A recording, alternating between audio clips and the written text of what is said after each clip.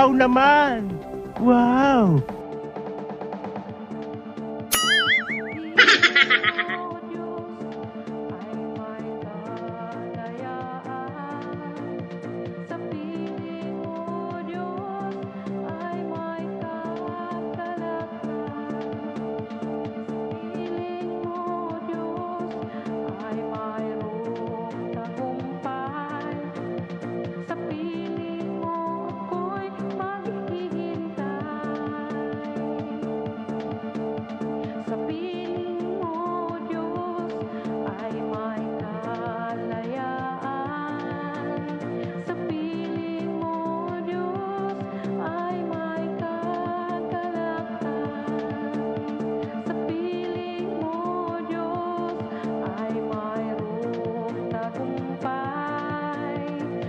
God is good. All the time. And all the time. God is good.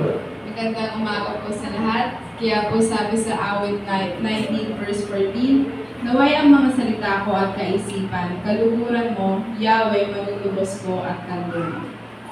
Kaya magsitayo po tayong lahat upang manalangin.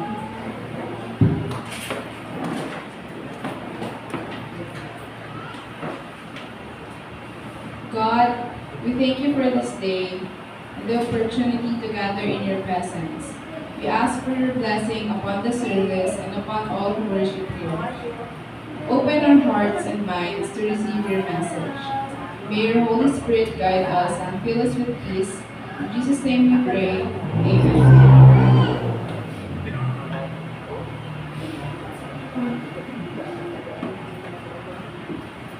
So, sa tapang aming worship service, may pinawit na po niya sa Panginoon. At nabigay papuri ng mga awit ng kalangit. Purihin po natin ang Panginoon.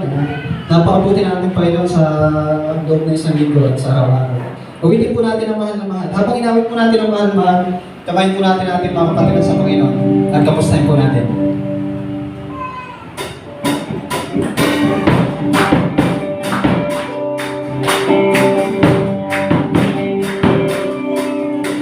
Mahal na mahal kita, Panginoon. Mahal na mahal kita, Panginoon. Kailan ay tayo magkakabalik at sa piling mo dahil mahal na mahal kita, Panginoon.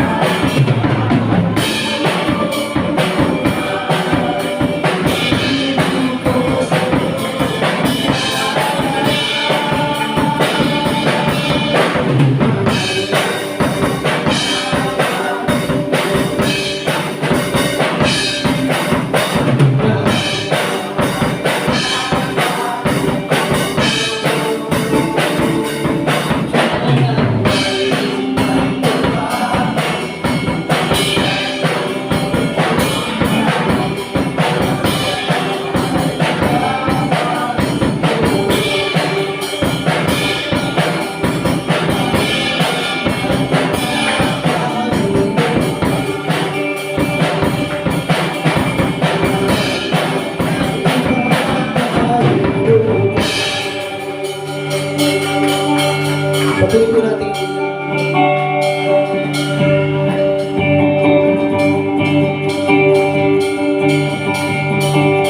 Habang inawit po natin, pauwitin po natin yan.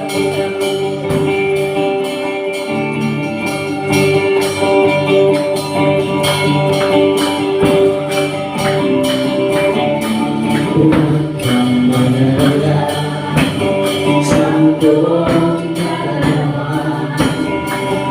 Buhay mo may katiyakan.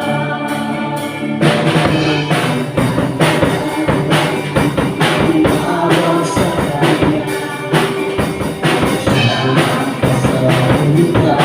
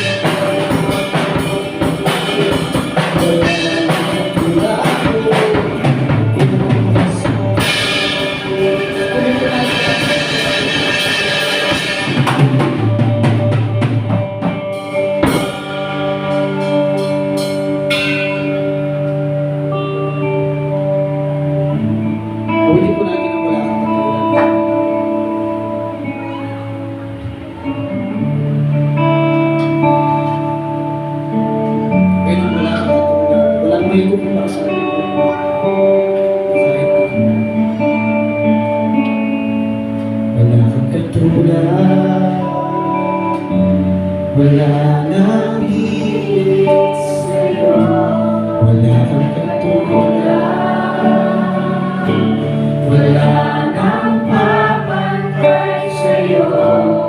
Ikaw ang Diyos, magmahal.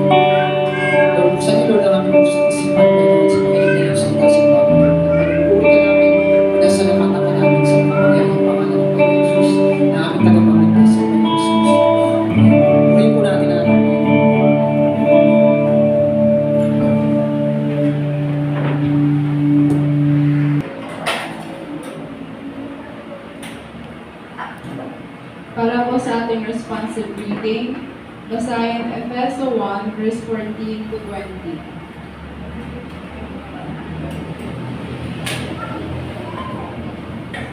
Verse 14, ang Espiritu ang katibayan na makakamit natin ng lubos ang lahat ng pangako ng Diyos sa atin, at sa gayon ay pupurihin ang kanyang kaluwalhatian.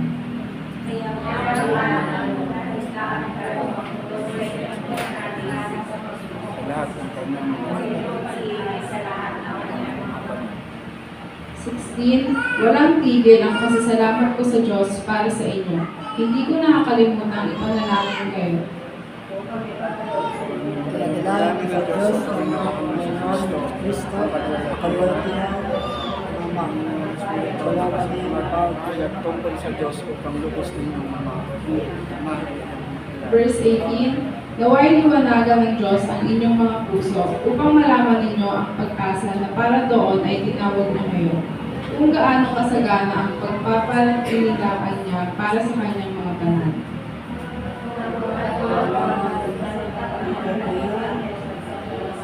Pagyarihan, pagdila sa ating mga nanalig sa Kanya, nakakailangan pagningan, bigyan. Verse 20. Ang muling bumuhay kay Kristo at nag-upo sa Kanya sa kanan ng Diyos sa kalangitan.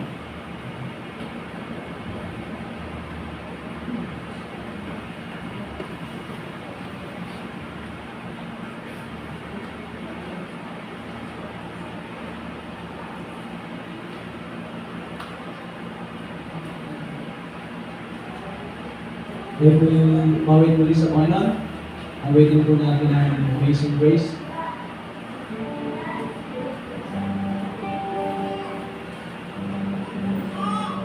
Amazing Grace, we sing. Amazing Grace, how sweet the sound that saved a wretch like me. I once was lost, but now I'm found. Was blind, but now I see. Was grace that taught my heart to fear, embrace my fears, relief. How precious day that grace that fear.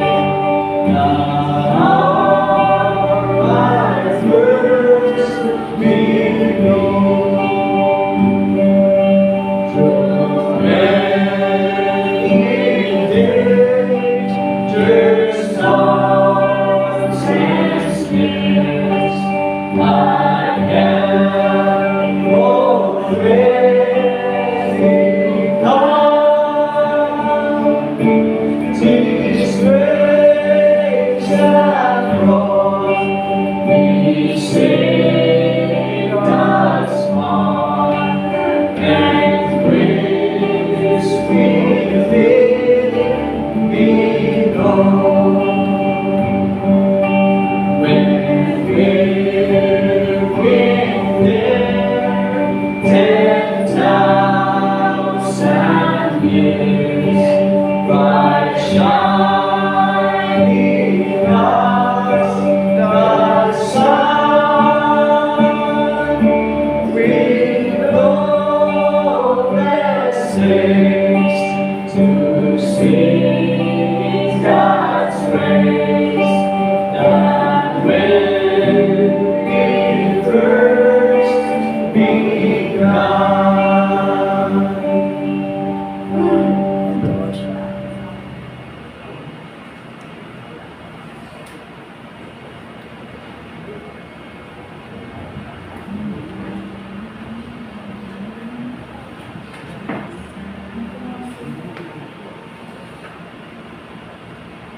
Para po sa ating call to worship, Filipos 2 verse 16. Habang hindi pa pahayag ninyo ang salitang nagbibigay buhay. Sa gayon, sa araw ni Kristo ay may pagmamahal kong hindi nawala ng kabuluhan ang mga hirap at pagod ko sa inyo.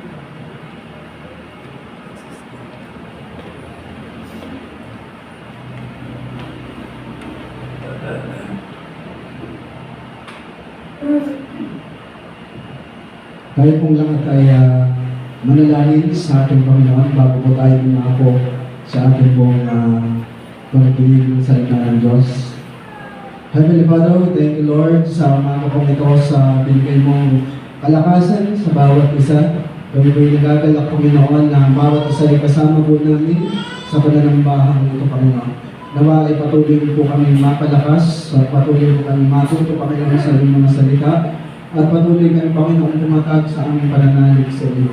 Maraming salamat Panginoon sa napakagandang panahon na patuloy pong ipinagkaloob sa bawat isa sa amin at na kung saan Panginoon kaming lahat po ay naririto sa isang hangarin Panginoon na ikaw ay purihin at sambahin at matuto Panginoon sa iyong mga salita na siya naman po magbibigay ng lakas sa amin at mag-motivate po sa amin Panginoon tungo sa patuloy na pagsunod po sa iyong kalooban. Salamat po sa aming mga kapatiran na naririto ngayon na sila po ay nagkaroon ng oras at panahon sa inyo Panginoon. At maging yung mga kapatiran po namin Panginoon na nasa hindi po namin kasama sa umagang ito ay ikaw po siyang patuloy na mag-iingat po sa kanila at magpapala sa kanila. Maging sa Family Garcia na nasa biyahe ngayon, Panginoon, galing Manila. Ikaw, Panginoon, ang patuloy na mag-bless sa kanila, Panginoon. Ikaw ang patuloy na mag-iingat sa kanila na kung saan sila, Panginoon, ay makarating ng maayos at ligtas sa kanila pong tahanan na kung saan, Panginoon, ay dahil po yung sila pag-iingat sa kanila. Indeed, Lord, yung aming mga kapatiran na nasa balik ng paramdaman ngayon, Panginoon, in the name of Jesus, ay amin pong minalilangin na sila Panginoon ay makaranas ng kagalingan na nagpumula sa iyo. At maging sa aming tatalakayin, Panginoon, na mensahe mo ay ikaw patuloy na magbigay ng wisdom sa iyong mga lingkod at maging sa mga tagapakinig, Panginoon, ay buksan mo ka ng puso't isip hinggil sa mga layunin mo sa amin sa umagang ito.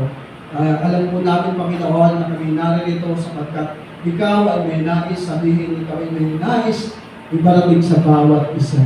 Kaya sa umaga po ito, Panginoon, pinupuri ka namin, sinasamba ka namin, at inihiling namin, Panginoon, na samahan mo po kami sa aming pong pag-aaral.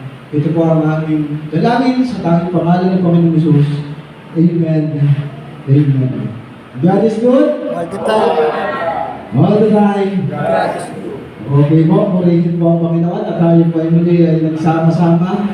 So, welcome po muli sa ating mga kapatid sa Panginoon, no, sa Dumagit Family at po sa bisita natin ng nakaraang linggo. Welcome po kayo sa ating gawain sa Panginoon at nais namin iparating po sa inyo na kami ay nagagalak na kayo po ay aming makasama sa mga ganitong gawain. At nawa ay hindi lang po ngayong linggo namin kayo makasama kundi hanggang sa pagdating po ng ating Panginoon. So tuloy na po tayo sa ating buong topic na may pinamagatang pong Christ is the only Savior. So dito po natin aalamin mga kapatid. So dalawang verse po natin, dalawang verse po yung ating ginamit dyan upang patuloy na bigyang diin at patunayan kung bakit sinabi po sa ating topic na ang Panginoon lamang ang tanging tagapagligtas. So kung kayo may mga Bible, ay ilalayahan ko po muna kayo makibuka sa akin. Una ay sa John 14 verse 6. Ilalayahan ko muna kayo tumayo bilang pamimigay galang po sa salita ng Diyos na atin pong babasahin. Sa John 14:6 po muna tayo.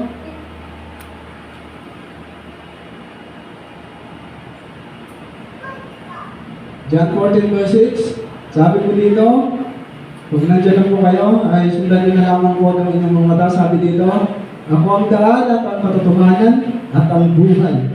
Walang makakapunta sa Ama, kundi sa pamamagitan ko. And then, buksan po natin ulit sa Acts o sa Gawa,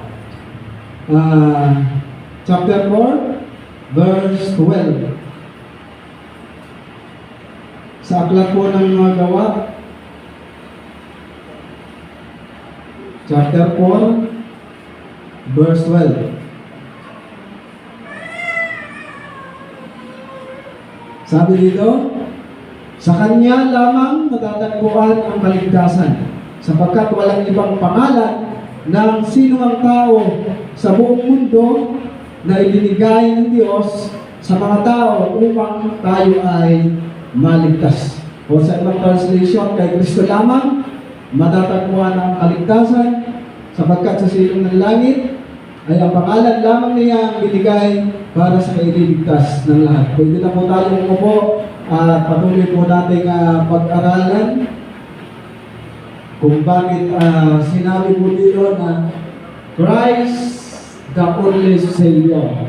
So sabi po dito, sa ating pong introduction, sabi mo, sa mundong puro, sa mundo na puro ng iba't ibang religion, tradisyon at paniniwala, maraming tao ang nagtatanong, ano ba talaga ang daan tungo sa kaligtasan. So ito po yung kadalasan na kapag yung tao po yung nalilito, no, at hindi pa nila natatagpuan yung tunay na pananampalataya, which is tayo po ay nandito na sa pagkakataon, nandito na tayo sa tunay na pananampalataya natin kay Kristo, ay kailangan po natin sariwain ito upang patuloy po natin maintindihan. So ito po yung tanong ng karamihan. No, ano ba talaga yung daan tungo sa kaligtasan? May mga nagsasabing sapat na ang pagiging mabait. May ilan namang nagtuturo na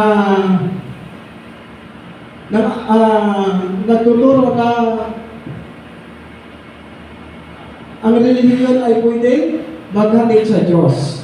No, yung ating pong minsan mga may experience, no, may mga nagtuturo na ang relihiyon ay pwedeng maglapit o maghatid sa tao sa Diyos. Ngunit ang salita ng Diyos ay malinaw. Iisa lamang daan patungo sa Diyos. At iyon ay sa pamamagitan ni Jesucristo. So, iisa lamang po. Kaya nga sabi po sa Ingles, I am the way, the truth, and the life. So, hindi po natin kailangan malito sapagkat mismo ang Bible ay malinaw na nagsasabi na itong si Jesus Christ lamang ang tunay at tanging daan upang tayo ay makaparoon sa Ama at upang tayo ay magkaroon ng salvation o kaligtasan na kung saan tanging kay Jesus lamang natin itoon ang pananampalataya. Bagamat maraming mga religious group, maraming mga relihiyon na nagtuturo na yung pagiging mabait ay pwedeng maglapit sa atin sa Panginoon. Ngunit, yung Bible po ay nagsasabi na hindi sa pagiging mabait tayo maliligtas o sa mga mabubuti nating gawa, kundi tanging sa Panginoong Hesus lamang tayo magkakaroon ng tinatawag na kaligtasan.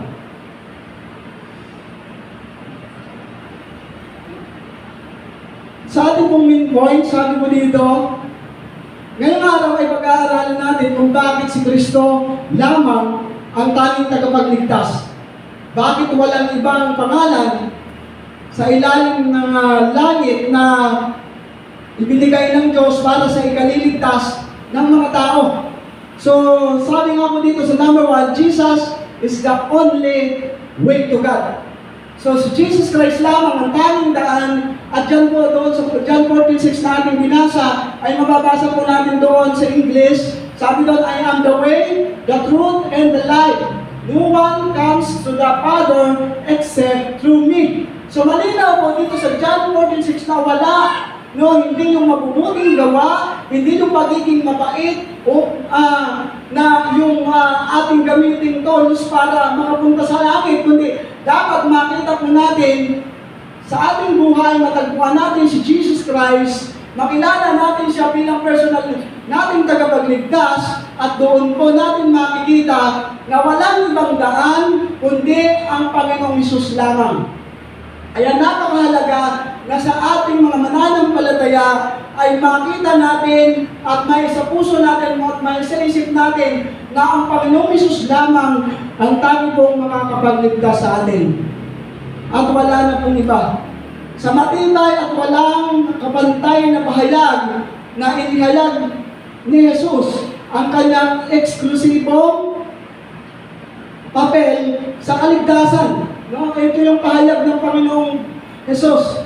No? Na ito po ay napaka-eksklusibong pahayag ng Panginoon at talagang sinasabi dito na siya lamang ang tanging daan at wala nang iba pa.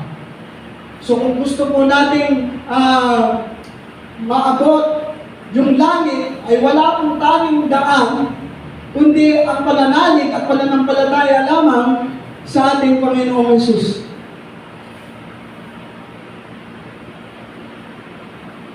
Sunod po dito sa letter A, sabi po, I am the way. No, ito po, sabi niya, ako ang daan.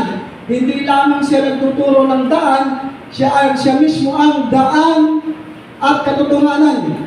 Ang makasalanang tao ay hiwalay sa Diyos. At tanging sa pamamagitan ni Jesus, sa tanging pamamagitan lamang ni Jesus, muling mabubuo ang ugnayan iyon. No? So tayo ay hiwalay sa Diyos because of our sin. Tayo ay nagkasala at ang Panginoon is banal. Walang anumang kasalanan, subalit yung tao ay naging alipin ng kasalanan at tayo po ay napahiwalay. Ngunit salamat doon sa sacrifice ng ating Panginoong Hesus doon sa krus ng Kalbaryo. Siya po ay namatay, pinarusahan, imbis na tayo yung mag-suffer ng paghihirap. Pero dahil sa laki, sa John 3:16 ay sinabi, for God so loved the world, no? Sabi doon na gayon na lamang ang pag-ibig ng Diyos sa sanlibutan. Kaya ibinigay lang kanyang bugtong na anak, ito po si Jesus Christ, na napako doon sa krus at nagtubos ng ating mga kasalanan. So, nung tayo po ay nanalig sa Panginoon, nanampalataya tayo, ay muli po tayong nakalapit sa Panginoon. Yung tao at ang Diyos ay nagkaroon ng ugnayang muli. At nandoon po na po yung tinatawag na relationship with the Lord, o yung relationship natin sa Panginoon. Kaya bilang isang mananampalataya, mga kapatid, hindi man tayo perfectong tao, may mga pagkukulang man tayo sa isa't isa o maging sa Panginoon, pero kailangan na yung relationship mo sa Panginoon ay laging mamotivate. Kinakailangan na yung relationship mo sa Lord ay laging andon. Malapit kayo sa isa't isa sapagkat sa pamamagitan ng Jesus Christ ay muling nabuo yung ugnayan ng tao at ng Diyos. And then later on, sabi dito, the truth. So ang Panginoon ang katotohanan. Si Jesus ang ganap na katotohanan tungkol sa Diyos, sa kaligtasan at sa buhay. Lahat ng taliwas sa Kanya ay kasinungalingan. So, yung lahat po ng may encounter natin na iba sa katuruan ng Panginoong Hesus ay yan po ay kasinungalingan. May mga ibang nagtuturo na si Jesus ay hindi tunay na Diyos. No? May mga katuruan na si Jesus ay tao lamang sa kanila. Subalit sa atin, bilang mga Baptist ay pinikilala natin na si Jesus ay Diyos ng ating buhay. Sapagkat yun po ang nakasulat sa Biblia. Kailangan tayo pong mga Christians, although wala pong pangalang hahanapin ng Diyos, doon pagdating natin sa langit, hindi natatanungin ng Panginoon, Baptist ka ba? Born again ka ba? Hindi po. Tanging ang sasabihin ng Panginoon sa atin ay yung sinasabi ko doon sa kanyang kasulatan na good and faithful servant. So, bagamat may iba't iba tayong denomination o kabilangang grupo, pero ang napaka-importante ang itinuturo nito si Jesus ang tagapagligtas. Tanging si Jesus lamang ang daan, no? At katotohanan, at siya lamang ang daan patungo sa langit. Pag naka-encounter kayo ng mga teaching na iba, isa dito, ang sabi ko, isa po yung kasinungalingan.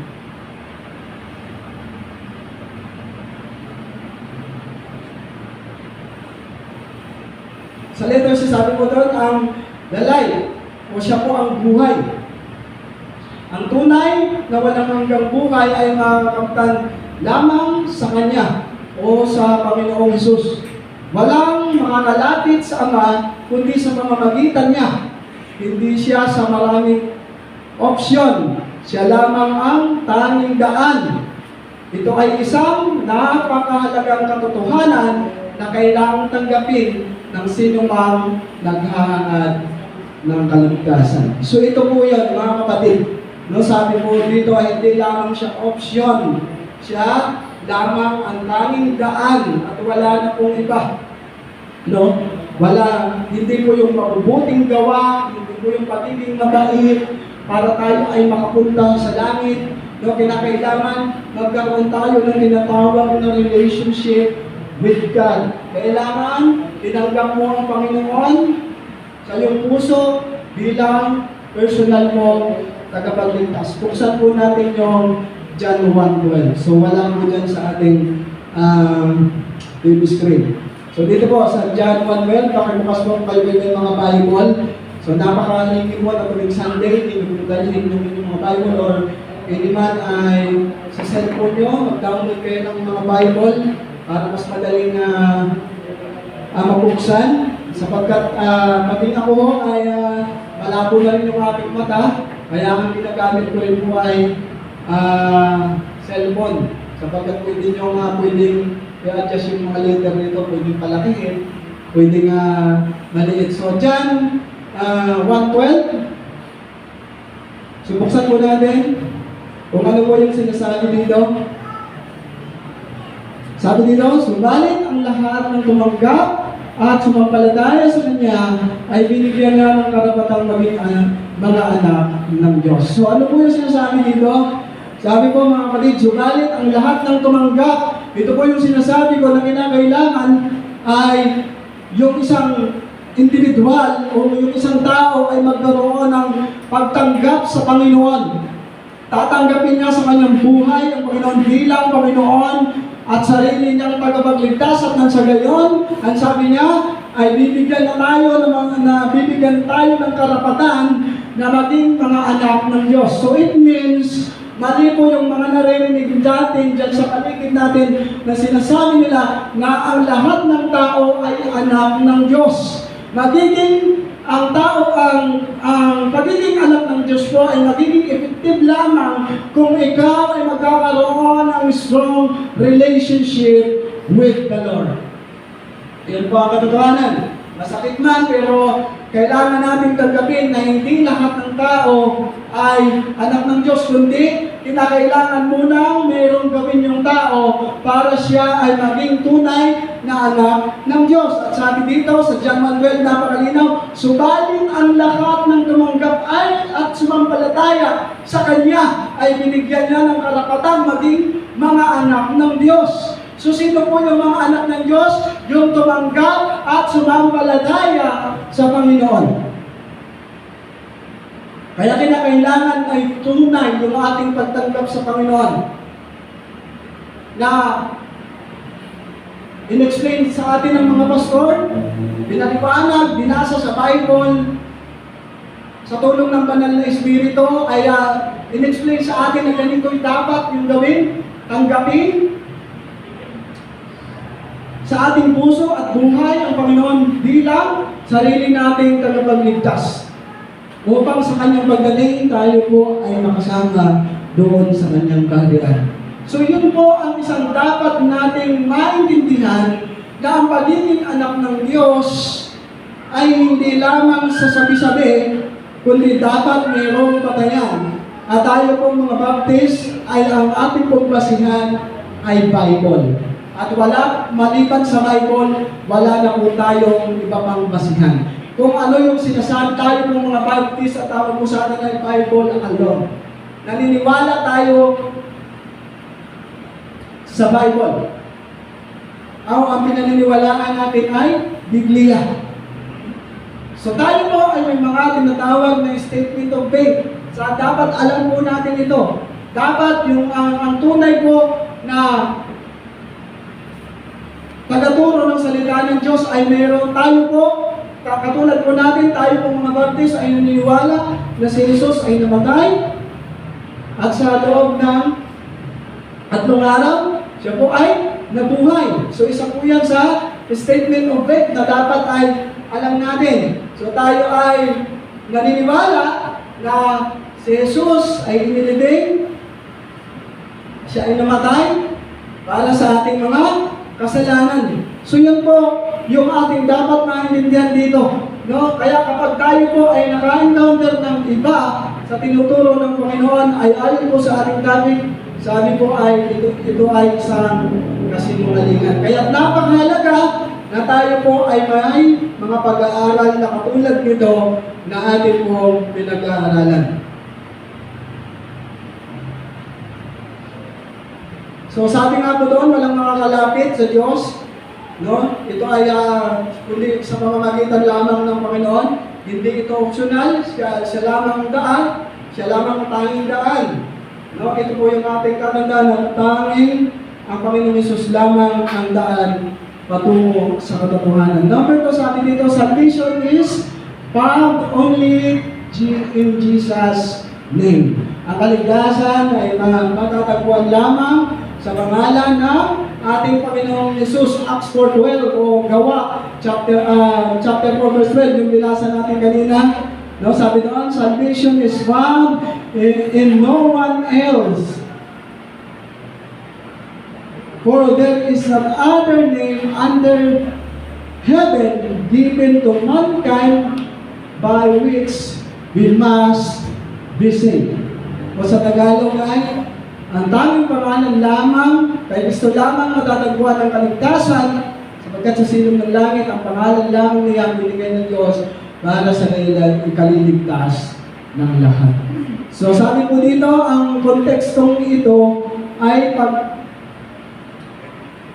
pagtayo ni Apostol Paul at Apostol Pedro sa harap ng mga relihiyosong leader. Kabilang na po dito yung mga Sadducees, Pharisees.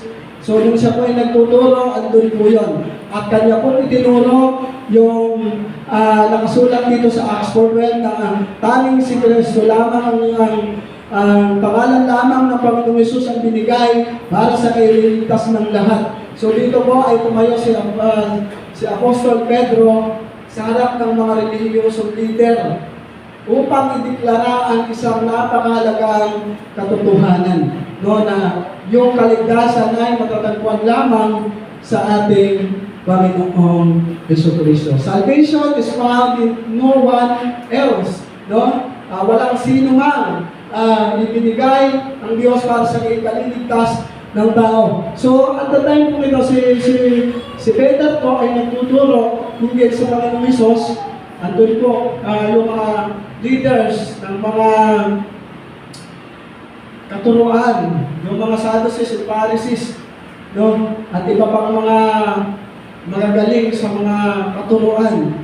So dito ay tumayo si Peter para bigyan ng diin na walang makakaligtas o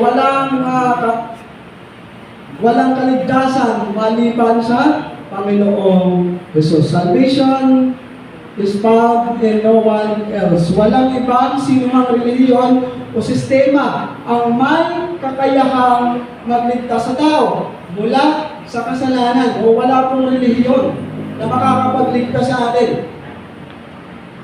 O anumang sistema ng mundong ito na pwede nating malaman para tayo ay maligtas. So kaya sabi ko dito, walang ibang sinumang relihiyon o sistema na may kakayahang magligtas sa tao mula sa kasalanan. No other name under in heaven o under heaven.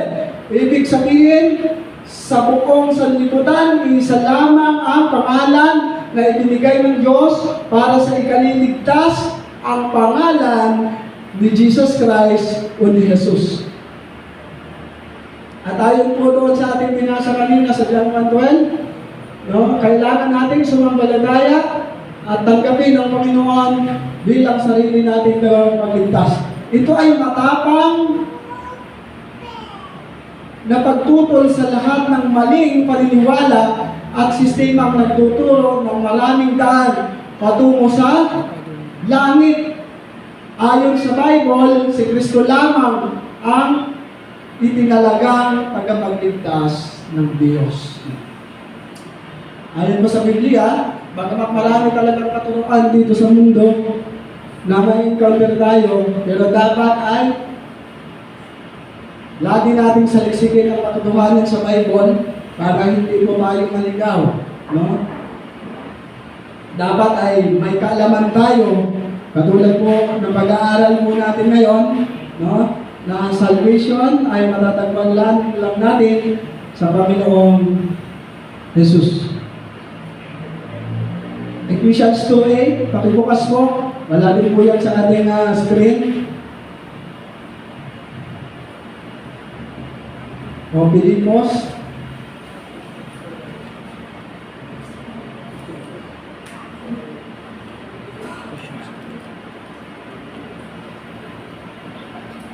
Hindi ko na po nilagay dyan kasi medyo mahaba po talaga itong ating outline. So sabi mo dito, sapagkat dahil sa kagandahang loob ng Diyos, kayo ay naligtas. So ano po yung sabi? May outline po kayo, pakibukas po para ating makita. Sapagkat dahil sa kagandahang loob ng Diyos, kayo ay naligtas. So ibig sabihin, dahil sa kagandahang loob ng Panginoon, tayo ay naligtas sa pamamagitan ng pananampalataya. At ang kaligtasan ito ay kaloob ng Diyos at hindi sa pamamagitan ng inyong sarili o sariling mga gawa. Sa verse 9, ituloy po natin, hindi ito bunga ng inyong mga gawa, kaya walang dapat ipagmalaki ang sinuman. So dito po ay napakalinaw na itinuturo na ang kaligtasan po ay biyaya ng Diyos. Tayo ay maliligtas sa pamamagitan ng pananampalataya. Kaya yun po yung sabi ng John 1:12. Kinakailangan tumanggap at sumampalataya yung isang individual o yung isang tao para siya ay pagkalooban ng karapatang maging anak ng Diyos. At yung kaligtasan ay hindi dahil mabait ka, hindi dahil mabuti ka, hindi dahil palasinta ka, o hindi dahil wala kang inaaway. Ang kaligtasan po ay biyaya ng Diyos at hindi sa pamamagitan ng ating mga mabubuting gawa upang walang sinumang ipagmalaki ang sinuman. So upang hindi po tayo magmalaki, sapagkat kung ang babasihan po natin ay yung good works is yung paggawa ng mabuti, ay ang mangyayari po niyan, pasikatan po ang mga tao. Palakasan, paramihan ng paggawa ng mabuti. Ang tanong, ilan bang kabutihan ang qualification para ikaw ay mapunta sa langit? No?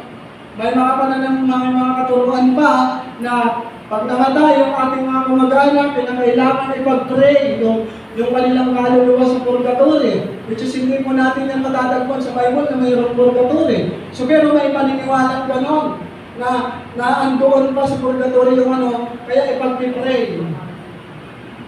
Ang tanong, ilang panalangin ba ang kailangan para yung iyong kamag-anak, yung iyong tatay, nanay, yung mapunta sa langit? So hindi po ganon ang sistema ng Diyos. Ang pamamaraan po ng Diyos, ikaw ay sumampalataya at tumanggap.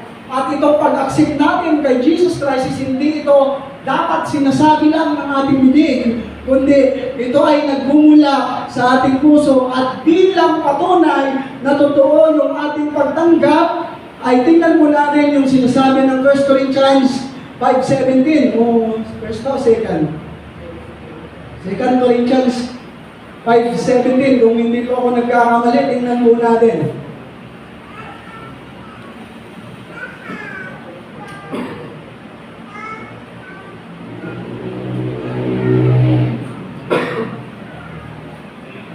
Ito po.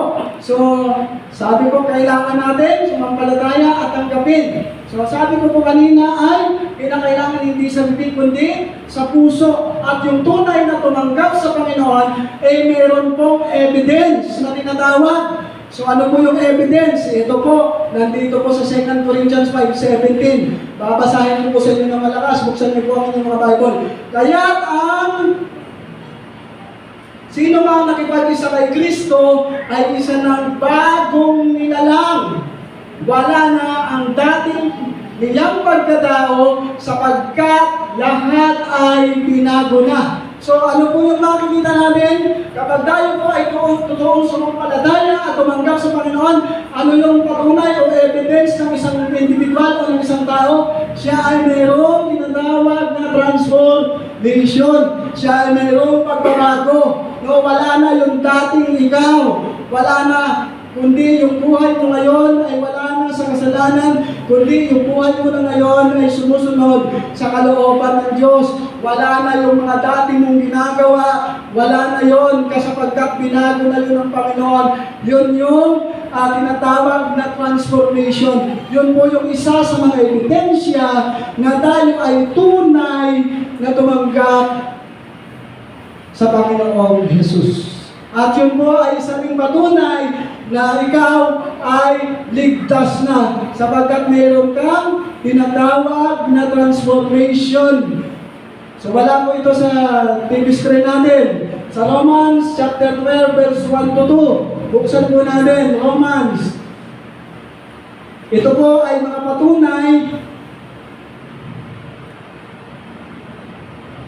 Romans 12:1 hanggang 2. Sabi dito, kaya nga mga kapatid, alang-alang sa masaganang habag ng Diyos sa inyo, aking pinapakiusap sa inyo na ialay ninyo ang inyong sarili bilang isang handog na buhay, banal at kalugod-lugod sa Diyos. Ito ang karapat-dapat na pagsamba ninyo sa Panginoon. So yun po yung tinatawag na transformation ay mayroong kalaki po na pag-aalay. So ano po yung pag-aalay? Sabi po dito ni Apostle Paul, ialay ninyo ang inyong buhay bilang isang handog sa Panginoon. Ibig sabihin, hindi ka na mamumuhay nung katulad nung dati. Ibig sabihin, mamumuhay ka ngayon ayon sa kalooban ng Panginoon na may tinatawag na holiness o kabanalan. Kaya nga diba, minsan tinatawag tayo, napakabanal mo naman.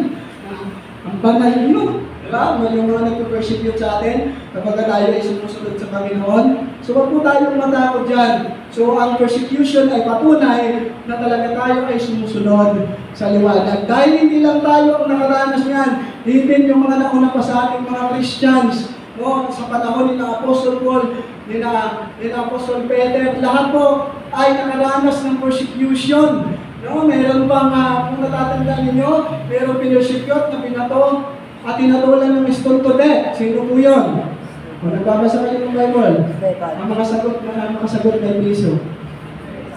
Si Esteban. So, katulad po ni Esteban, si Esteban po yung sumampalataya at nalaman ng mga Sadducees, si Pharisees na itong si Esteban ay tumaliwas sa kanilang mga katuruan. Ano mo yung ginawa? Siya po ay inilabas sa labas ng bayan at siya po ay binato hanggang sa mamatay. So nakita po natin yung gabing persecution nun. Sa atin naman diba? Nasa atin lang yung decide, yung pag-decide. Kung magpapatuloy tayo sa paglilingkod sa Panginoon, pero noon po, napakatindi. Pero mo, papatayin ka sa pamamagitan ng bato, paano maliliit lang na bato. Yung bato sa atin, buti sana kung kagad-agad malaki na. Pwede tayong mamatay agad, paano kung unti-unti. So ganun po, katindi yung pagsunod sa Panginoon.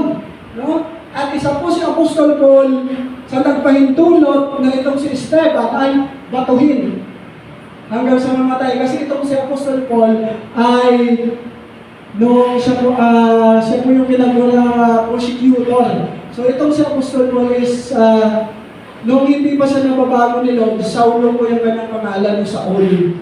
It means persecutor. Taga-persecute siya ng mga Christian. No? Lahat ng sumusunod kay Jesus Christ ay pinapasubaybayan niya, pinapapatay niya. Dahil ayaw ng mga Pharisees at Sadducees na may ibang katuruan doon. Kasi yung doon natin nakita yung mga paniniwala, yung mga sabi-sabi nung halimbawa, di ba, yung mga sinasabi ng mga lula natin, huwag kang magwawalis ng gabi kasi binawalis yung swerte sa bahay natin. Kaya, diba? Kaya kahit madumi yung sahig, ay natutulog tayo ng madumi kasi magagalitan tayo ng ating mga lola.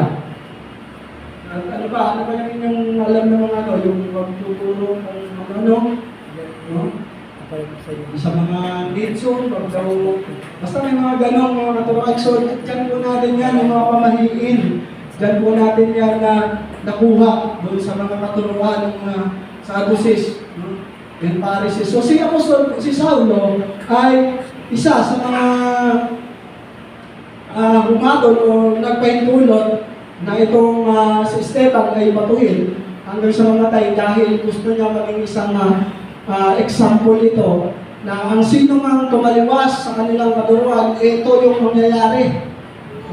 Babatuhin hanggang sa mamatay. Pero itong mga followers ni Jesus, hindi sila natinag. Nagpatuloy sila at even itong si Apostol Paul, nung siya ay pumunta sa Damasco, sa daan pa lang, na-encounter niya si Jesus Christ at instant po yung kanyang pagbabago. Yung sa atin, may ginamit na pastor and then may process pa yung pagbabago natin, di ba?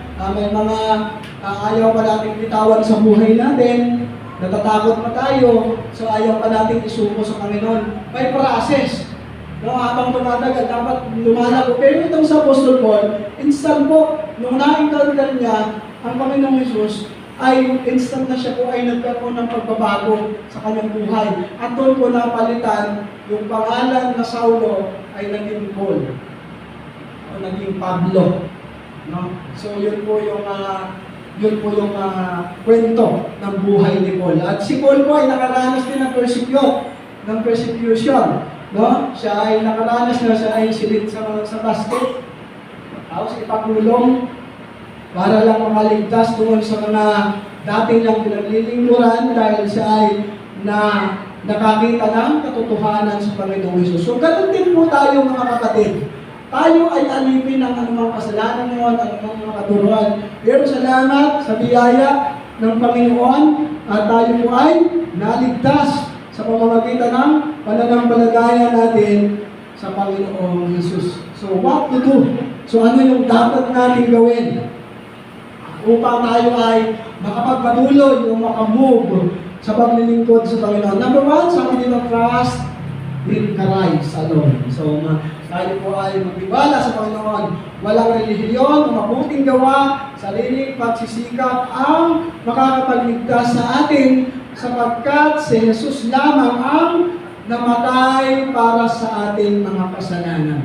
At muling nabuhay upang bigyan tayo ng bagong buhay. Kaya ang tamang tugunay, hindi lamang simpleng paniniwala, kundi isang personal at buong pusong pagtitiwala sa ginagawa niya sa krus, sa ginawa niya sa krus para sa ating kaligtasan. So ito po yung sinasabi ko. So kaya po tayo may Lord Supper mamaya, ito po ay pakikiisa natin doon sa pagkamatay ng Panginoon sa krus ng Kalbaryo para sa ating kaligtasan. So tayo po lahat sana ay patungo doon sa kamamakan sapagkat may dalawang option lamang po yung tao, ang mapunta sa langit at ang mapunta sa impyerno.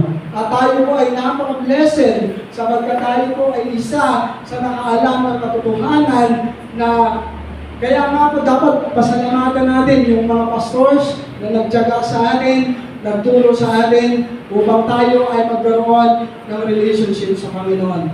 So sabi dito,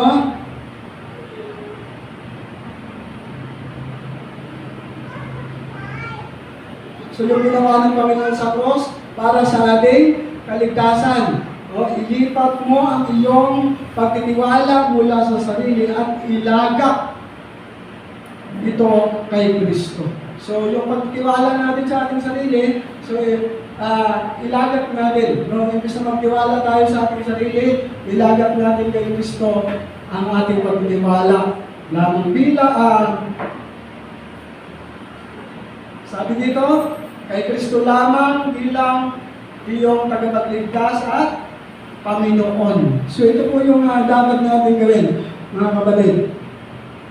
No? Walang sino mang makakapagligtas o walang sino mang namatay liban kay Jesus para sa ikatutubos ng ating kasalanan. So ganoon po tayo kamahal ng Panginoon. Number 2, sabi dito, reject false teaching. So i-reject natin yung mga maling katuruan. Sabi dito, maraming aral sa mundo na sa unang tingin ay mukhang tama. Di ba ba? May marami tayong na-encounter na mga katuruan na parang palagay unang tingin natin ay parang tama. Ngunit, sabi dito, kung masusuring ngunit sa masuring pagsusuri ay salumat sa katotohanan ng Biblia. Ang sino mang nagtuturo na may ibang daan patungo sa kaligtasan bukod kay Jesus ay nagliligaw at dapat iwasan. So ano po yung dapat natin tandaan? Yung sinasabi mo doon, ang sino mang nagtuturo na mayroong ibang daan patungo sa kaligtasan bukod kay Jesus ay nagliligaw at dapat natin pong iwasan. Hindi ito tungkol sa pagiging mapangmusga, kundi sa pagiging tapat sa salita ng Diyos na malinaw na nagtuturo sa atin o malinaw na nagtuturo na si Kristo lamang ang daan. At magsanay tayong maging mapanuri. No? Magsanay tayo na maging mapanuri. Ikumpara ang lahat sa aral sa Biblia, kung hindi si Jesus ang sentro ng mensahe ng kaligtasan, ito ay tiyak ng buwan. No? Kung hindi sila nagtuturo na si Kristo lamang ang daan para sa kaililigtas ng tao, para sa ating kaligtasan, tiyak na ito ay huwad na aral. So, dinatawag ito ng huwad na aral.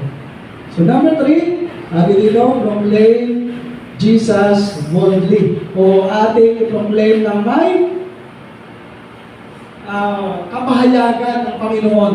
No? Ating ipahayag ng may malalim na patunay na tanging siya lamang. No? Sabi dito, proclaim Jesus boldly. At dahil, sabi dito, at dahil si Jesus lamang ang tanging daan ng kaligtasan, hindi siya dapat itago o ikahiya. Alam po natin. Dahil si Jesus lamang yung daan, no, na makakapagligtas ng kaluluwa ng tao doon sa impyerno. So ang sabi po ng ating outline ay hindi dapat siya itago o ikahiya. Maraming tao sa paligid natin ang naliligaw at sabik na makahanap ng katotohanan. At tayo ang nais gamitin ng Diyos upang maiparating sa kanila ang mensahe ng pag-asa at kaligtasan na kay Kristo, na kay Kristo. So ito mga kapatid. So tayo ay hangarin natin na tayo ay maging instrumento ng Panginoon para maituro sa kanila yung tamang kaligtasan, kasi maraming tao po yung naghahanap at dahil dyan marami ding naliligaw dahil sa sobrang pagnanais. So tayo po na mga instrumento ng Panginoon ang nais niyang gamitin para iparating sa kanila ang mensahe ng pag-asa at kaligtasan kay Kristo. Huwag mong ikahiya ang Ebanghelyo. So yun po sabi, ibahagi mo si Kristo sa iyong pamilya, mga kaibigan at sinumang makakasalamuhan mo ng may pagmamahal, tapang at katapatan sa katotohanan. So ito po yung dapat mo natin gawin. Number 4, sabi ko dito, depend on Christ daily. Ang tunay na Pananampalataya kay Jesus ay hindi lamang para sa isang araw ng pagtanggap sa Kanya, kundi ito ay araw-araw na pagsandal o pakikinig at paglakad kasama niya o kasama ng Panginoong Jesus. Kailangan natin si Jesus, no? Hindi lamang para sa ating hinaharap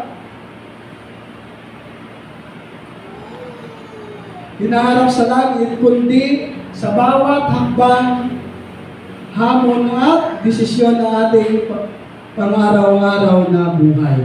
So ito po, so kailangan natin yung Panginoon sa pang-araw-araw natin buhay, yung sa mga desisyon natin na gagawin. So, kailangan po natin ang Panginoon. Ng Proverbs 16:3, ano po yung sabi doon? Commit to the Lord, whatever you do and you will be succeed. So, yun po yung sabi ng Panginoon. May pagkatiwala mo sa Diyos ang lahat ng gagawin at magtatagumpay ka sa lahat ng iyong layunin. So, even sa mga decision making natin na gagawin sa araw-araw nating pamumuhay, so i-consult natin kay Lord. Mag-pray ka, ipanalangin mo, Lord, tama ba to? Tama ba na ganito ang aming gawin? At hintayin mo yung pagsagot ng Panginoon. Sabi mo dito, ipinatiwala mo sa Kanya ang iyong mga desisyon, kahinaan at kabuuang pamumuhay. So kung may mga kahinaan tayo, na alam natin, yung bawat isa, mayroong mga weaknesses, kung may mga kahinaan. So, ipagkatiwala po natin yan sa Panginoon sapagkat si Jesus ang iyong kalakasan, karunungan at kapayapaan. So, yun po yung tungkulin ng Panginoon sa atin. Kaya kung tayo yung nahihirapan, o nahihirapan mag-desisyon para sa isang plano, gagawin, so mag-pray tayo sa Panginoon at ang Panginoon po ay gagamit ng mga tao na siya makakatulong para mabuo yung isang magandang plano. So, ganun po ang sa ating conclusion po, hindi natin pwede ikompromiso ang katotohanan na si Jesus lamang ang tanging daan, ang tanging katotohanan at ang tanging buhay. Walang sino man ang makakalapit sa Diyos kundi sa pamamagitan niya sapagkat siya lamang ang ipinagkaloob ng Diyos upang tayo ay maligtas. Ang mensahe nito ay hindi optional o ito ay kalooban ng Diyos na dapat nating panghawakan at ipahayag. So yun po. So dapat natin itong panghawakan at ipahayag. No? Sapagkat ito po ang tunay na turo na dapat po nating panaligan. Sapagkat tanging sa Panginoon lamang natin matatagpuan ang kaligtasan, ang tanging kay Jesus lamang natin matatagpuan yung tunay na buhay noon na kung saan ay buhay ng isang ganap at kasiya-siya sapagkat ang Diyos lamang po ang may hawak ng ating buhay. So sana po ay natuto po tayo at sana po ay nabuksan yung ating kaisipan na yung sakripisyo po ng Panginoon doon sa cross ay hindi lamang para sa isa, kundi para sa ating lahat ngayon na nandito, na nananalig sa Kanya. Kaya po tayo narito ay hindi lang para tradisyonal na Sunday, mag-church. So dapat, ang tanging nangyari natin, tayo ay narito upang masalamatan, purihin, sambahin ang Panginoon at sundin ang Kanyang mga salita. At sana po, yung aral na atin pong pinag-aralan ay magpaalala sa atin o mag-remind sa atin na walang ibang kaligtasan maliban po sa ating Panginoon. So tayo po ay manalangin. Heavenly Father, we thank you, Lord, sa message na binigay mo sa amin sa umagang ito. Tunay na napakabuti ng Panginoon. Salamat po sa mga reminders at muli pong namotivate ang aming pananampalataya sa iyo.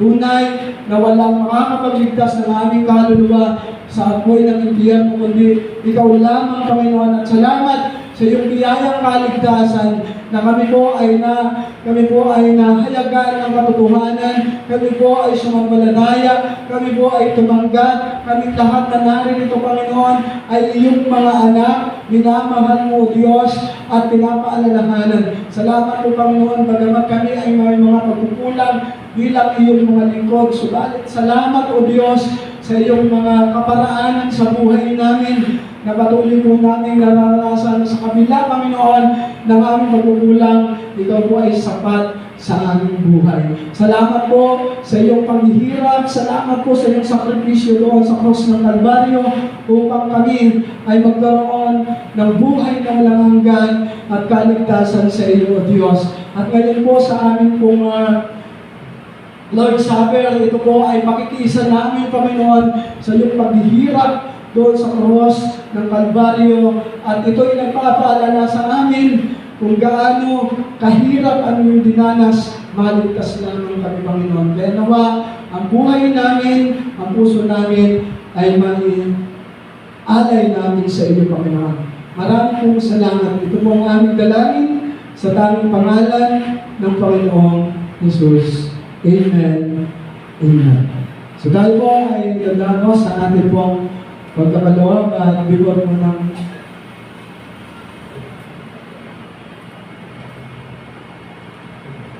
pagkatapos po ng ating opening ay dadako po tayo sa ating Lord Supper. May inihanda po ba yung ating mga kids doon? Wala. Sige po, kung wala, ay awitin po natin yung give thanks. Give thanks, releasing. Give thanks with a grateful heart.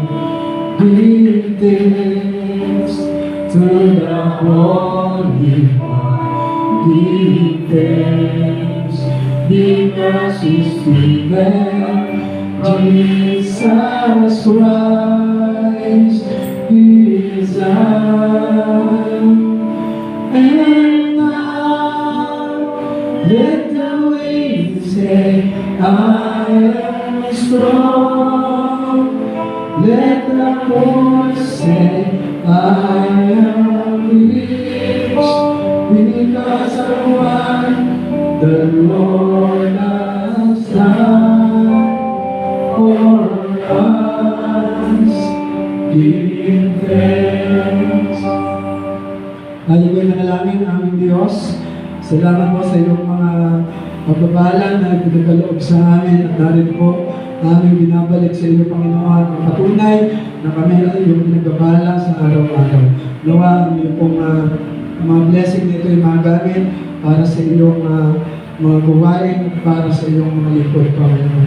I-bless mo po kami, Panginoon, na lalo pa kami maging faithful sa inyo sa pagbibigay upang lubos na kami po ay iyong pagbalangin. Ito po ang aming isang dalangin. In Jesus' name we pray.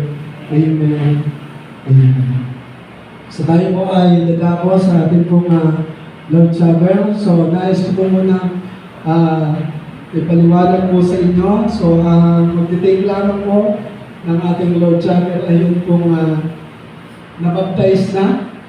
No, kung kayo po nabautis mo na at malinaw sa inyo yung Lord Supper, hindi kong naintindihan, ay pwede po kayong mag-take ng banal na hapunan. So kung kayo po ay sigurado, so mas mabuti po suriin muna natin ang ating sarili. Kung tayo po ay alam natin karapat dapat tayo, ay pwede po tayong mag-partake ng banal na hapunan. So, nais ko lamang po munang basahin bago po tayo dumako sa Panginoon. Bago po tayo dumako sa atin pong mag-partake ay nais po munang basahin sa inyo yung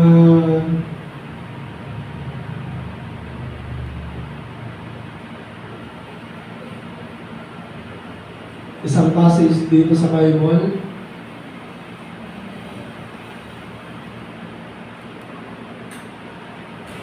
Dito po sa 1 Corinthians chapter 11, 23 hanggang 25.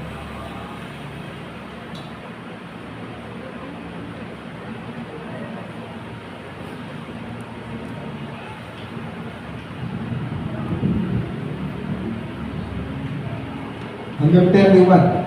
So 1 Corinthians 11, verse 23 to 31. So kung kayo po yung mga Bible, buksan niyo po at sundan niyo lamang ng inyong mga mata at akin po babasahin ito bago po tayo tumungo sa pag-partake nito. Ito ang aral na tinanggap ko sa Panginoon at ibinibigay ko naman sa inyo. Ang Panginoong Hesus, nung gabi siya ay pagkanulo, ay tumampot ng tinapay. Nagpasalamat at pinagpira-pinaso ito. At sinabi, ito ang aking katawan na inihahandog para sa inyo. Gawin ninyo ito bilang pag-aalala sa akin. Gayun din naman, matapos magapunan ay hinawakan niya ang saro at sinabi, ang sarong ito ang bagong tipan na pinagtitibay ng ating dugo. Tuwing iinumin ninyo ito, gawin ninyo ito bilang pag-aalala sa akin. Sapagkat tuwing kakain kayo ng tinapay na ito at iinom sa sarong ito, ay pinapahayag ninyo ang kamatayan ng Panginoon hanggang sa muling pagparito niya. Ang sino mang, pakinggan po natin ito, ang sino mang kumakain ng tinapay at umiinom sa saro ng Panginoon ng di nararapat ay nagkakasala sa katawan at dugo ng Panginoon. Kaya dapat siya sa atin ng tao ang kanyang sarili bago kumain ng tinapay at uminom sa saro. Sapagkat ang sino mang kumakain at umiinom ng hindi pinapahalagahan ang katawan ng Panginoon ay kumakain at umiinom ng hatol sa kanyang sarili. Ito ang dahilan kung bakit mahina at masasakitin ang marami sa inyo at may ilang nangamatay na. So hanggang 30 lang po. So dito po malinaw mga kapatid, ay sabi mo dito ay mas mabuting siya sa atin ang ating mga sarili bago po tayo magpartake kung karapat-dapat ba tayo na magpartake nito at tiyakin natin sa ating sarili na tayo po ay handa, no?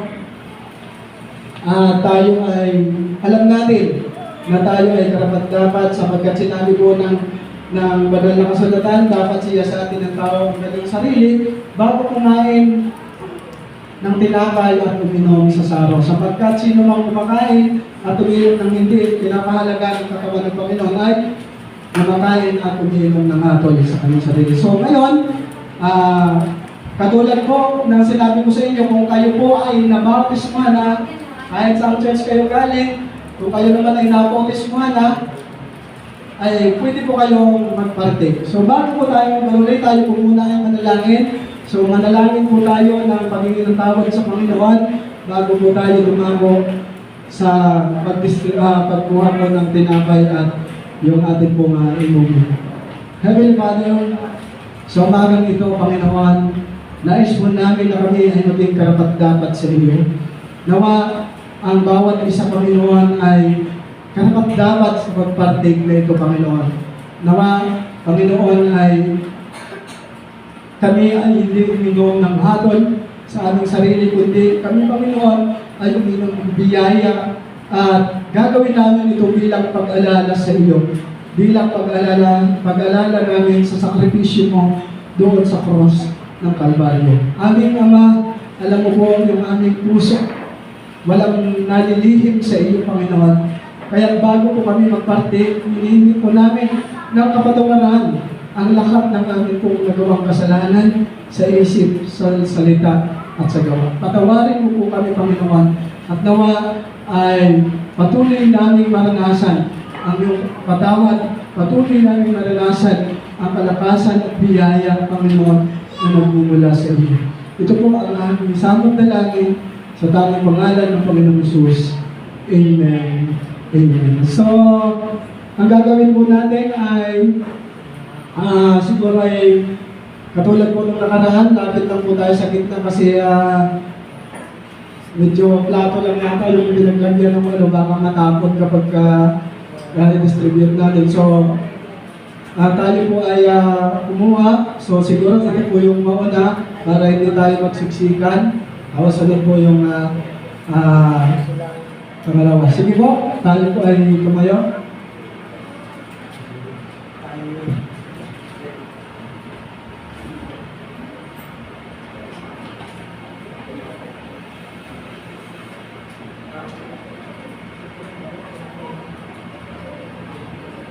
Sige po, pwede natin i-distribute na lang at pwede naman yata, no? Hindi, wala baka matapon. Sige po, yung una pong sino po yung gusto mag-party, kaya kumuha na.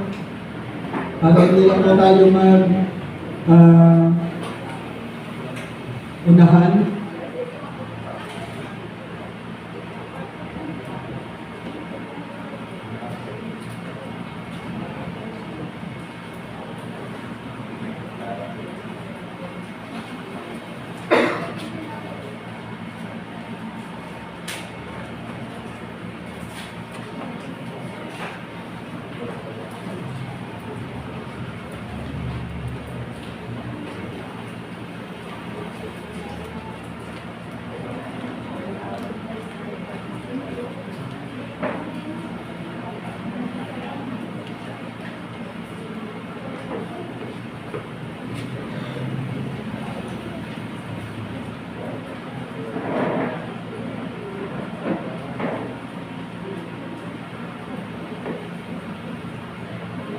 Okay na po ba? Lahat dito ay okay na po?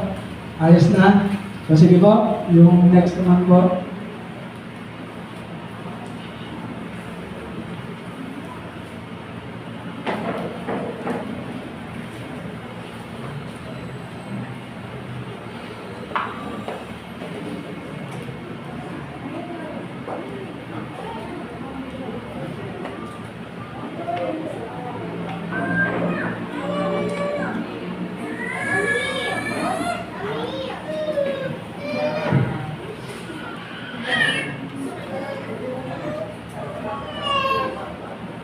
So hawakan nyo na lang po muna at kapag okay ng lahat, ay sabay-sabay na lang po tayo.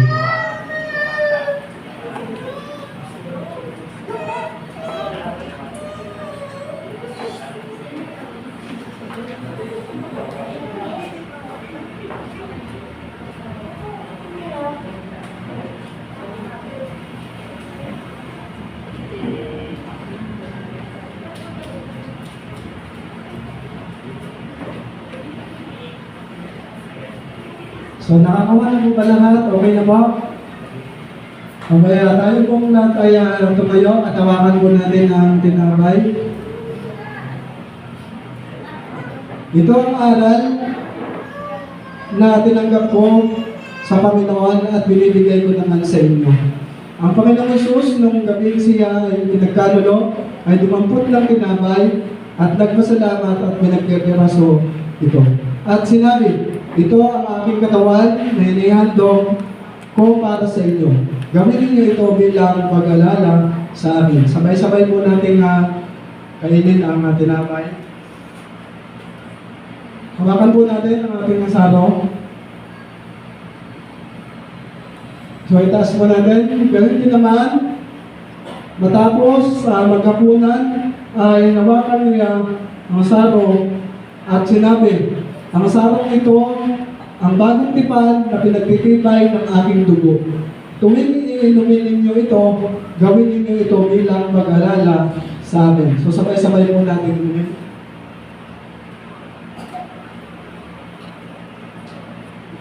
Tayo pong lahat ay manalangin. Sa muli, Panginoon, salamat po at sa amin pong magparting. Nawa ito po ay magbunga sa amin ng kalakasan, magbunga sa amin ng biyaya. At narito kaming lahat, Panginoon, upang makipag-isa sa iyo, sa iyong ginawa doon sa cross ng Kalbaryo, at aming sinasariwa ng mga sakripisyo po na ginawa mo, Panginoon. Maraming salamat sa kaligtasan, sa buhay na walang hanggan na kaloob mo sa amin. Nawa ay naging karapat-dapat po kami sa pag-take nito, Panginoon. Ito po ang aming dalangin. In Jesus' mighty name we pray. Amen. Amen. So pwede na po tayong makabo.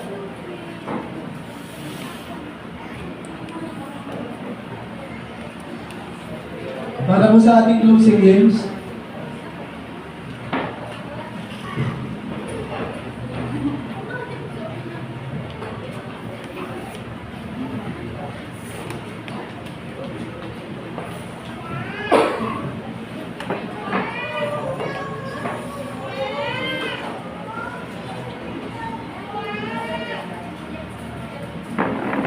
Ay po'y dumako sa ating pangwakas na awitin. Awitin po natin ang Jesus Saves. We have heard many sing. We have heard the joyful sound. Jesus saves, Jesus saves. Spread tidings all around. Jesus saves, Jesus saves. Where news to every land. Drive the streams across the waves. All our tears, our Lord's command. Jesus saves, Jesus saves. On the cross, the rolling tide. Jesus saves, Jesus saves. Help us sinners far and wide. Jesus saves, Jesus saves. Sing alive of the sea, and go back the ocean waves. Earth shall fever to believe. Jesus saves, Jesus saves. Sing above the battle's cry. Jesus saves, Jesus saves. Light is dead and was light. Jesus saves, Jesus saves. Sing it softly through the gloom. When the heart for mercy craves. Sing in triumph o'er the tomb. Jesus saves, Jesus saves. In the wings of mighty voice, Jesus saves, Jesus saves. Let the nations now rejoice. Jesus saves, Jesus saves. Shout salvation full and free. Highest hills and deepest gates. Is our song of victory. Jesus saves, Jesus saves.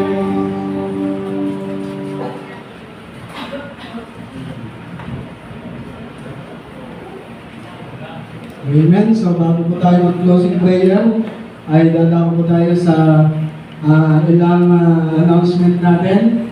So, may nag-suggest po sa akin dito sa ating church para po sa ikagaganda at ikalalago po ng ating gawain. So, tayo po ay magkakaroon po ng ibabalik po natin yung dati yung magkakaroon po tayo ng deacons. No, kahit hindi po siya complete, basta kukuha po tayo sa babae, isa sa babae at isa rin sa lalaki na magiging deacons po ng ating church. So ang layunin po nito ay para mas lalo pang mapaganda. So mayroong mga pag-usapan kung mayroong mga gagawin na ministry, bago natin gawin ay pag-uusapan. So magkakaroon po tayo noon at yun daw po ay ating magbubutuhan. No?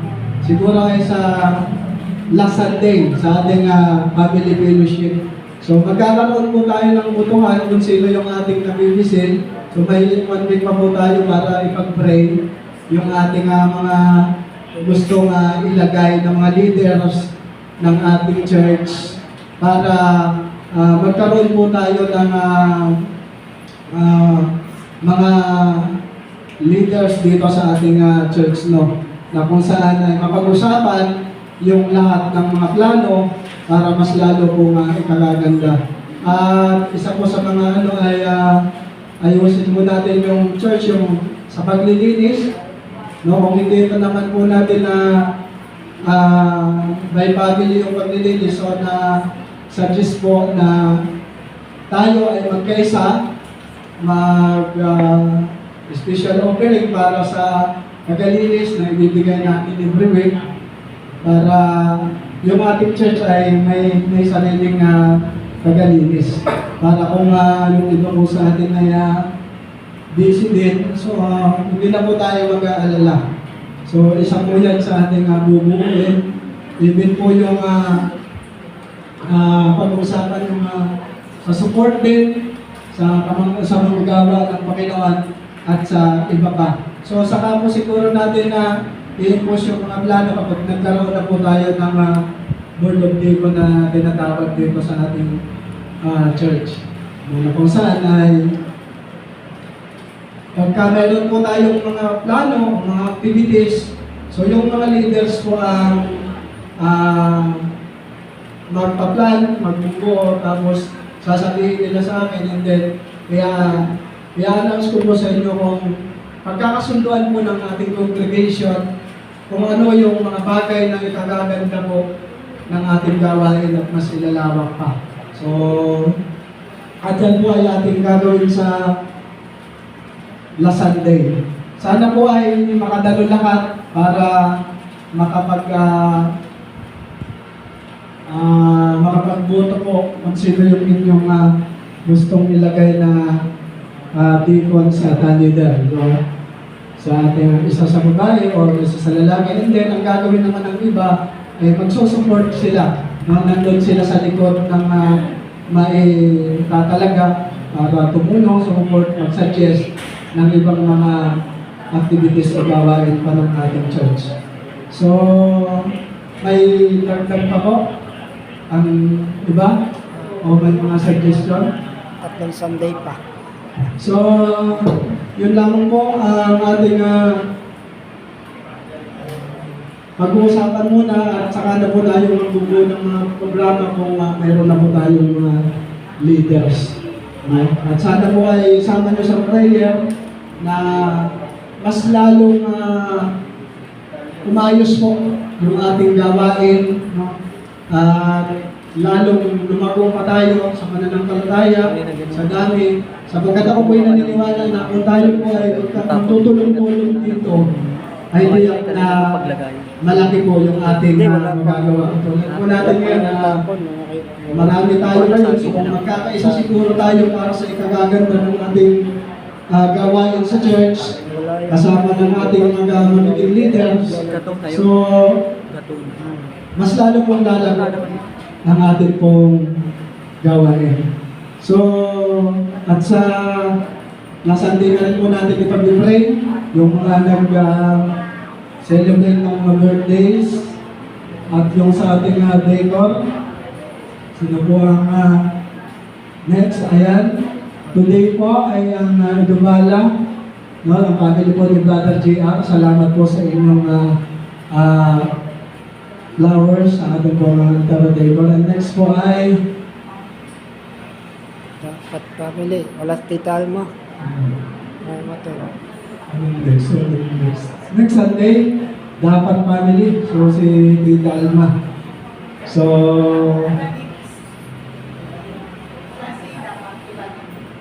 wala si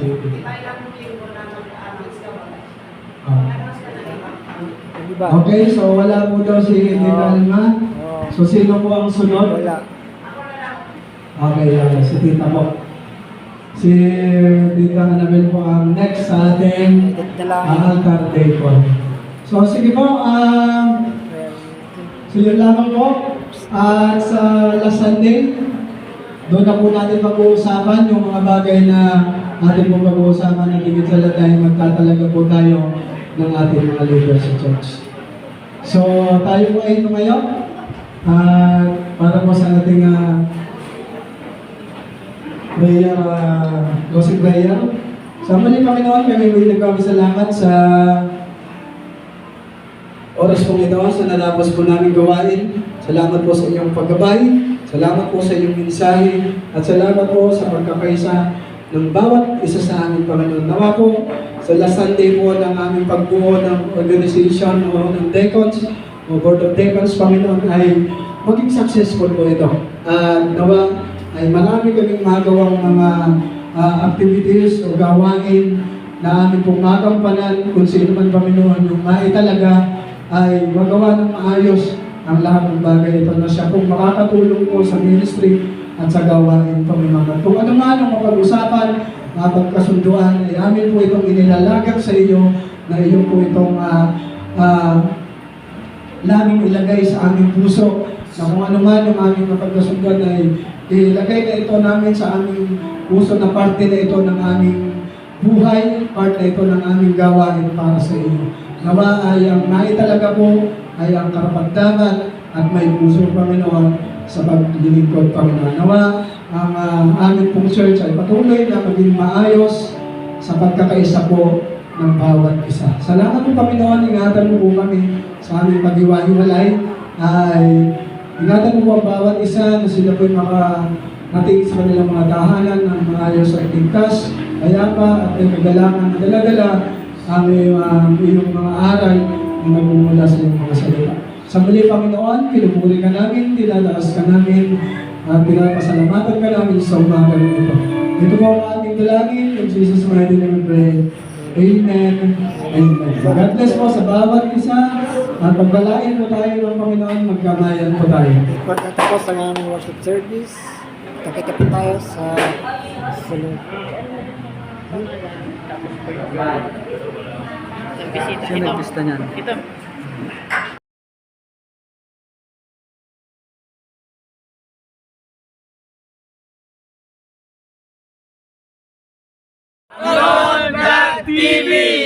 Go!